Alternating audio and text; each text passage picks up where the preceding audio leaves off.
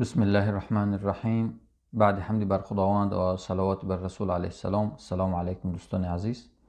حدیث امروزمون باب در بیان اینکه درست بودن روزه و درست بودن افطار کردن یعنی خوردن روزه در ماه رمضان برای مسافر غیر معصیت، یعنی انسان مسافر اگر روزه بگیردم درست است و اگر روزش بخوردم درست است، معصیت و گناه نیست.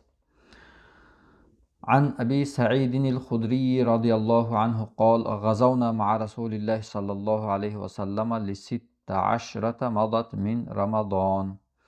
ابو سعید خدری الله تعالی از این صحابی جلیل راضی باد حدیث روایت میکند که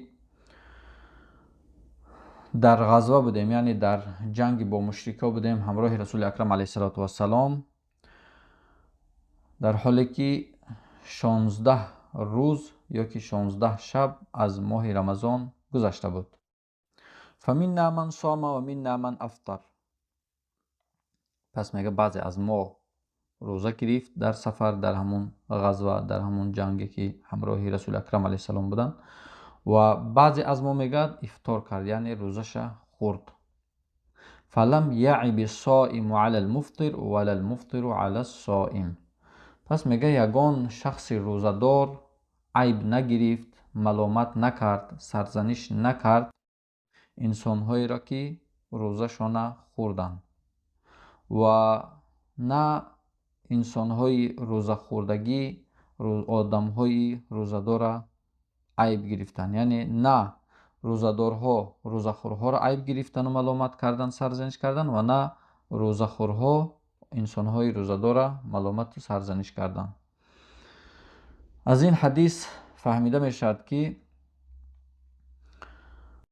رسول اکرم علیه السلام در سفرهاشون، یعنی همراه صحابه ها وقتی که می رفتن، یک قسم از صحابه ها روزه می گرفتن که در شریعت عزیمت هست و رخصت.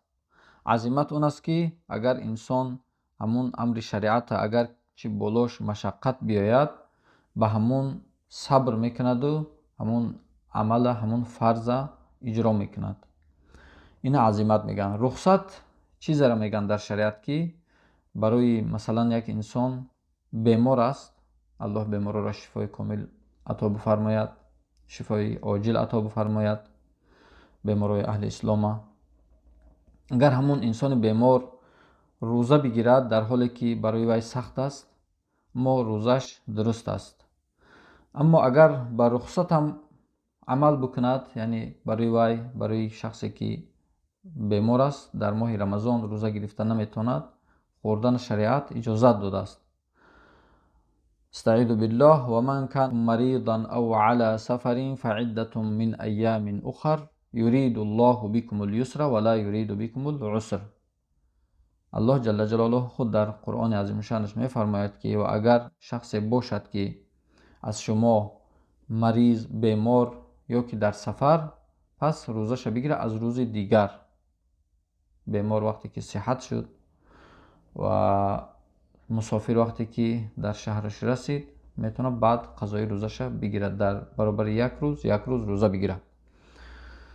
در این حدیث هم ابو سعید خدری روایت میکند که هیچ روزدار روزخوری را ملامت نکرد که چرا تو روزت خوردی حالان که روزه گرفته میتونستی، و هیچ انسان روزه خوردگی، صحابه روزه خوردگی، روزدار را ملامت نکرد که تو در سفر هستی، تو باید روزت بخوری. گفته هیچ که یکدیگر را ملامت سرزنش نکردن.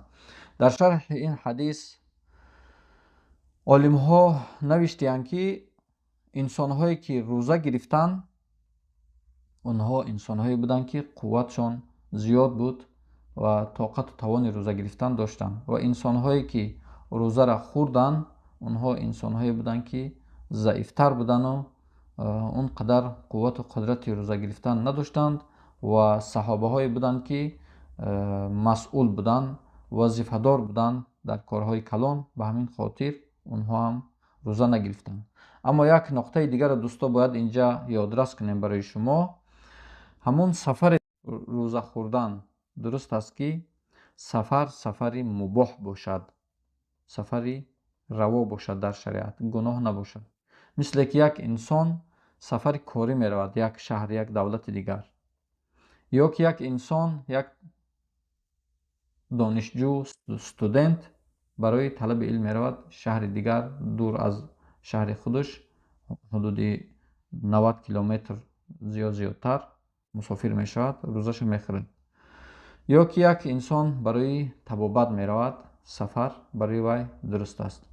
اما یک انسان سفر می کند برای زیارت قبر برخ ولی یا که میر سید علی حمدانی یا که دیگر مزاری که دور است، فقط برای زیارت یا که برای بیمار است و برای شفا طلب کردن می رود از مزارها، به خاطر که اینها شرک است.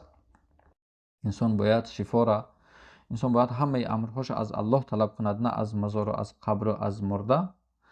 اون سفرها درست نیست که انسان اول اینکه سفر کند درست نیست به نیت دعا، شفا طلب کردن و فرزند طلب کردن و حاجت خواستن، این شرک است.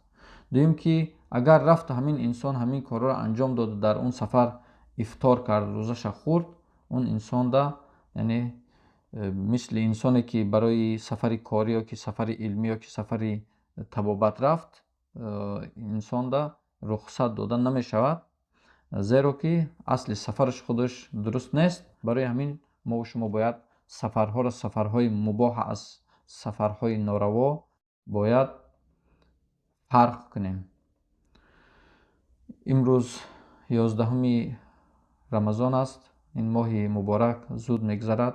کوشش کنیم باقی مانده روزهایی که مانده است به طاعت عبادت، به تلاوت قرآن و به ذکر استغفار و تسبیح و صلوات بگذرانیم. الله متعال از ما و شما قبول کرده باشد. بارک الله فیکم.